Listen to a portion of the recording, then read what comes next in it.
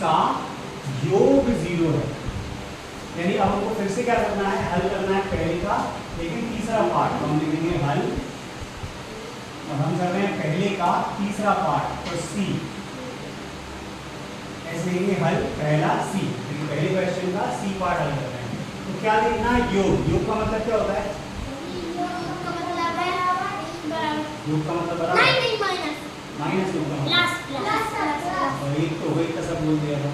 याद रखो योग का मतलब जोड़ना, प्लस, यहाँ पे योग प्लस, तो प्लस का चिन्ह है, तो योग मतलब प्लस, अंतर मतलब माइनस। याद रखो इसको, ठीक है, अंतर मतलब माइनस, योग मतलब प्लस। तो अब योग करना है, मतलब समझ में आएगा, बीच में चिन्ह को बाहर लगाना है प्लस का, और फिर से पूर्णांक युग्म, युग्म मतलब दो पूर्णांक चाहिए, तो यानी एक पूर्णांक यहाँ आएगा इस डब्ल्यू में, और एक पूर्णांक इस डब्ल्यू में आएगा, और इन दोनों को जोड़ के जो मेरा उत्तर है वो क्या आना चाहिए, 0। अब मुझे बताओ 0 उत्तर कब आ सकता है,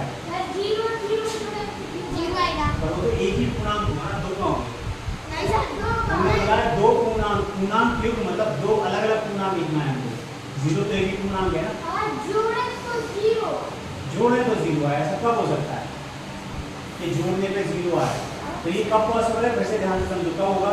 अगर मैंने तुमसे 10 रुपए लिए तो मुझे कितने रुपए वापस करने हैं, तुमको 0 हो जाए,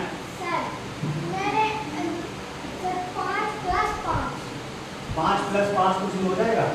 अगर मैंने यहाँ लिख दिया 5 और यहाँ प्लस का चिन्ह लगा, यहाँ भी लिख दिया 5, तो ये क्या होगा, 10 हो जाएगा।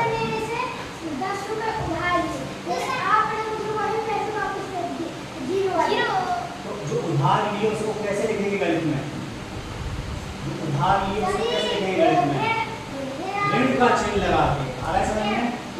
अगर एक पूर्णांक में लूं जो कि है माइनस का, और एक पूर्णांक में जो कि है प्लस का, तो 5 रुपए उधार लिए और 5 रुपए वापस कर दिए, तो मेरा उत्तर कितना आ जाएगा, 0।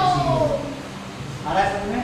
ऐसा पूर्णांक युग्म होगा कौन सा, संख्या सेम रहेगी लेकिन उसका चिन्ह बदल जाएगा, एक -5 हो जाएगा और दूसरा 5, तो क्या लिखेंगे, -5 और +5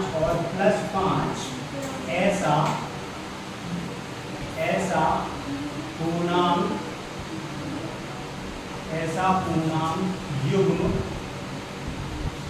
है जिसका योग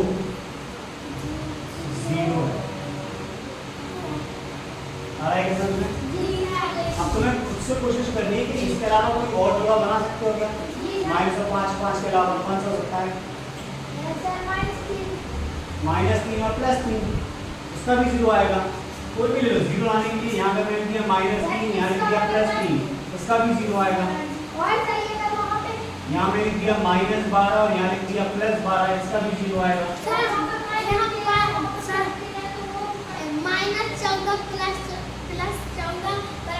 वो भी 0 आएगा। तो याद रखो एक चिन्ह अगर माइनस का है और दूसरा प्लस का है तो हम घटा देंगे, एक माइनस का दूसरा प्लस का घटा देंगे, एक प्लस का दूसरा माइनस का घटा देंगे, याद रखना, ठीक है।